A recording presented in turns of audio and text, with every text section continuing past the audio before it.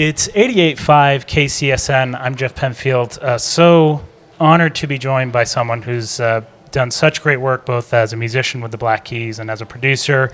And now with his solo album, Waiting on a Song, it's Dan Auerbach. Thank you so much for taking some time out before your show here at the Grammy Museum. Of course. Thanks for having me. It's really more of a program where you get to kind of discuss what you worked on in this album, which really seemed like a labor of love and something that you've been... Well, and it kind of starts out in the fact that you've been living in Nashville for about 7 years now. Yeah, almost 8 years, yeah. And, this is really your first time doing an Americana-style record. What kind of inspired you to kick off this one? What got you going on this? It was mostly...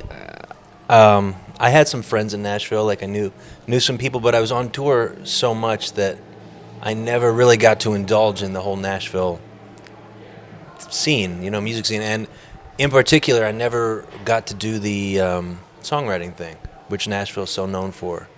And that was the biggest thing. I decided last summer to take some time off from touring, and as soon as I did that, I started to dip my toes into the songwriting scene, and then I loved it. I met some really interesting people.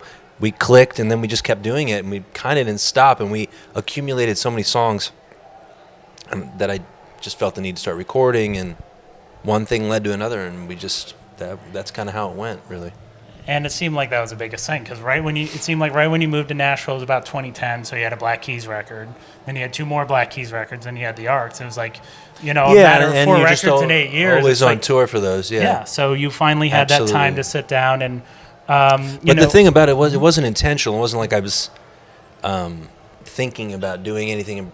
I didn't want to go in any different direction. The only thing I did was start to do the co-writing, and then that started the ball rolling, and everything else was just natural. I got introduced to people out of the blue, invited them to the studio, and then all of a sudden we're recording these songs that I'm writing, and that's sort of how it happened, really. And it really seemed to me that you expanded your musical boundaries, because a lot of times you hear about someone doing, their first record in Nashville, really focusing on that. It's that Americana, more rootsy sound, but you really expanded upon that to really almost some soul sounds on songs like Malibu Man and Undertow, and you really seem to have a nice breadth of what you were willing. There's things that I have that I bring to the table, that styles of music that I've learned over the years or that I've practiced, and my mom's family, they played bluegrass, so those are some of the first songs that I learned, and that was definitely part of the reason I moved to Nashville, was to be close to places like the Station Inn down the street. That's the home to bluegrass in America, and so I got to play with all those kind of musicians. But then that's the other thing about Nashville is, it's known for Americana and for country, but I'm not really part of that scene at all. I don't do that really. So, but I did meet some incredible musicians who made some of the greatest soul records of all time. People like Bobby Wood and Gene Chrisman. They were in the Memphis Boys. They played on Wilson Pickett, Bobby Womack records. They played on Son of a Preacher Man by Dusty Springfield, and they played on like Sweet Caroline by Neil Diamond and In the Ghetto by Elvis Presley. So these are the people that I'm hanging out with every day. So they invented soul music. You know what I mean? It's easy to forget Memphis is right down the road. It's right down I-40. But they moved to Nashville in the 70s to make a living as session musicians. But the thing that, like, you hear soul, it sounds like there's soul influence. It's actually not soul influence. It's the guys who invented soul music are playing on the record.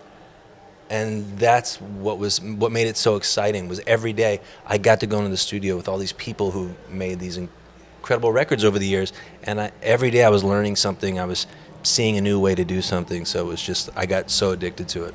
And other names add on to that list: John Prine, Dwayne Eddy had a few songs where he was on guitar. So Dwayne was at the studio all the time. Dwayne was he's like a studio junkie, just like me and just like Bobby and Bubba, so we were always there. Dwayne played on 30 songs last year for me. He was just always there. Yeah. And for you, it's almost like you just kind of were able to get this collective of people who, all really love music and just kind of focus on really doing a record and just saying, hey, let's come over to the studio, Easy Eye Sound, and just hang out and record this record and just keep working on songwriting and doing a lot of cool things. It was everyone loved coming because it was so creative. Everyone knew that when they came to my studio to do a session that it was going to be fun because they got to really stretch out and really kind of show off. And there are no rules. I don't do country. I don't do Americana. I don't do soul. I do everything. Whatever the song calls for is what we do. So that's what makes it exciting, is that every day it's something different, you know? And for you, was there anything new that you kind of were able to try out in this period that you hadn't really been able to explore before on your records? I mean, the big thing was the songwriting with other people, like traditional style. Like, I'm so used to writing in the studio and using the studio and the computer as a writing tool.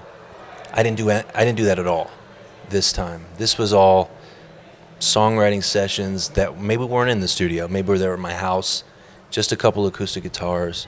Maybe Bobby would play Wurlitzer, and we'd write the song. So when we went to the studio, the song was already written. So we would just have to flesh out the arrangements. And that made it, you know, that's how those guys are used to working too. So we got to go through lots of songs that way too. And Never in My Wildest Dreams is one of those songs that kind of stood out to me, because a lot of times you listen to your records and, you know, there's a lot of arrangements going on beforehand. You usually start off a song with some music. In this case, it's just like a really simple guitar and your voice, and that was it. And so It seemed like you were able to kind of try a new direction on that one that was different than, you know, this is where maybe that songwriting came into play, where you were able to try something new because you wrote it differently. It's everything. I mean, that song reminds me of the songs that I used to play with my family when I was growing up. Mm-hmm. It's like, you know, songs like Going Home and Trouble Weighs a Ton off my first record that I did 8 years ago. They're just me and acoustic guitar. So, and those are all, and my uncle sang with me on that record. So it's all connected, you know. Absolutely. And I think with this Easy Eye Sound is your studio in Nashville. Mm-hmm. Now you're expanding it out to a record label too. Yeah. So this is kind of like an introduction to I figure this would be a great time to get into the music industry. So do you, right now, you're the only artist, I guess, on it, at least officially. You know, what do you kind of vision of what you're going to do with your label now that you have it set up? Over the course of the last year, I made my record, but I also made a handful of other albums, and we're going to slowly start to release those over the next few months. We have a record coming out in a couple months by a soul singer named Robert Finley. And after that, it's not any one thing. You know, we've got some like older singers, we've got some instrumental records, we've got young bands. It's just anything that I like, really. Yeah. So now that you've really been able to experience Nashville, you have your label, you know, you're starting to get some music coming out. You know, what do you see coming up? What are you going to take out of this experience as you move forward with your music? What do you kind of see coming up? I mean, I just can't wait to get back to the studio. Keep working, man. I mean, really, I really kind of hit a stride, and it was so much fun and so creative, and I got so addicted to it. I can't wait to get back, really, to be honest.